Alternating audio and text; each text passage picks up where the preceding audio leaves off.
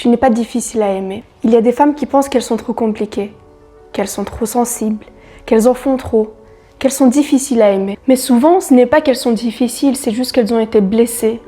Et une personne qui a été blessée ne va pas réagir de la même manière qu'une personne qui n'a pas connu la souffrance. Si tu te reconnais dans ça, je veux que tu restes avec moi jusqu'à la fin de la vidéo, parce que peut-être ce n'est pas toi le problème, mais ce que tu as vécu.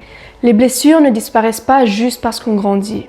Le temps tout seul ne va pas réparer les choses, il va juste les cacher. Et en fait, tout ce qui a été caché va revenir plus tard dans les relations, dans tes réactions, dans ta façon d'être, etc.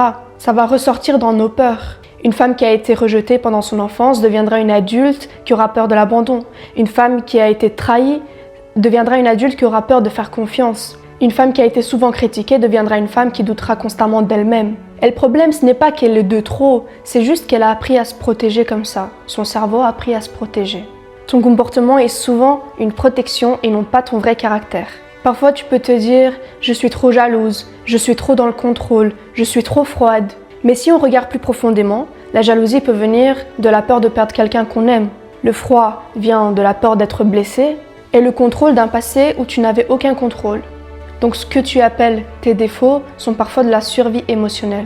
Le piège dans tout ça, c'est que tu vas attirer ce qui confirme ta blessure. C'est dur à entendre, mais important à comprendre. Quand tu es blessé intérieurement, tu peux inconsciemment aller vers des situations, vers des personnes qui confirment ce que tu penses et ce que tu crois déjà sur toi. Si tu penses que tu n'es pas assez, tu iras dans une relation où tu ne reçois pas assez, où tu seras tout le temps critiqué, où on te dira que t'es rien, que tu ne vaux rien, etc. Une relation où tu seras maltraité. Si tu penses que tu dois mériter l'amour, t'en feras toujours de trop pour être aimé.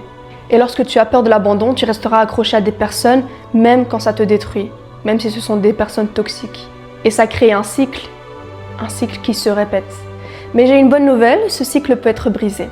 Il faut savoir que guérir ne veut pas dire que c'est bon, tu vas ouvrir ton cœur à n'importe qui, à tout le monde. Guérir ne veut pas dire être naïve, ni accepter tout le monde. Guérir, c'est apprendre à connaître, à reconnaître ce qui est sain, ce qui est toxique, ce qui est bon pour toi et ce qui n'est pas bon pour toi. Et c'est aussi apprendre à rester seule sans te sentir vide. Une femme qui guérit, et ça c'est vraiment important à comprendre et à l'assimiler, une femme qui guérit vraiment n'aura plus peur de perdre quelqu'un qui la traite mal.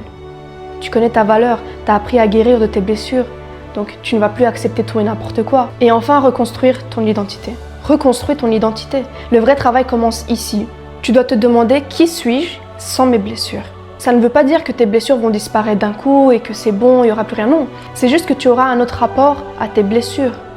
Les blessures, ce que tu as vécu, tu ne peux pas changer ce que tu as vécu, c'est normal. Mais ta façon de voir les choses, ta façon d'analyser les choses par rapport à ce que tu as vécu sera différente. Tu seras guéri. Donc tu vas voir tout ce que tu as vécu, mais ton ressenti face à tout ça sera différent. Toutes tes blessures n'auront plus d'impact sur ton présent. Donc demande-toi vraiment, qui suis-je sans mes blessures? Pas la femme qui réagit par peur d'être abandonnée, pas la femme qui s'adapte pour être aimée, et pas la femme qui veut tout contrôler sans cesse. Mais la femme que tu es quand tu es alignée, en accord avec toi-même. Et ça peut prendre du temps, mais à chaque fois que tu choisis le respect envers toi-même, la paix intérieure, la vérité plutôt que la peur, tu construis ton identité. C'est étape par étape, petit à petit, mais tu construis quelque chose et c'est ça le plus important. Ce que tu dois retenir, c'est que tu n'es pas difficile à aimer. Tu es une femme qui a appris à survivre.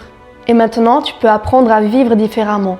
Et la première étape, ce n'est pas de changer qui tu es, c'est de comprendre ce que tu as vécu sans t'y identifier pour toujours. Tu n'es pas ton passé, tu n'es pas ce que tu as vécu, tu es ce que tu décides d'être à partir de maintenant. Et si cette vidéo t'a parlé, n'hésite pas à t'abonner, partage, like, laisse un commentaire pour encourager d'autres femmes à guérir de leurs blessures, à comprendre ce qu'elles ont vécu et à créer leur identité. On est ensemble, tu es précieuse, tu es aimée et tu mérites d'être aimée malgré tout ce que tu as vécu.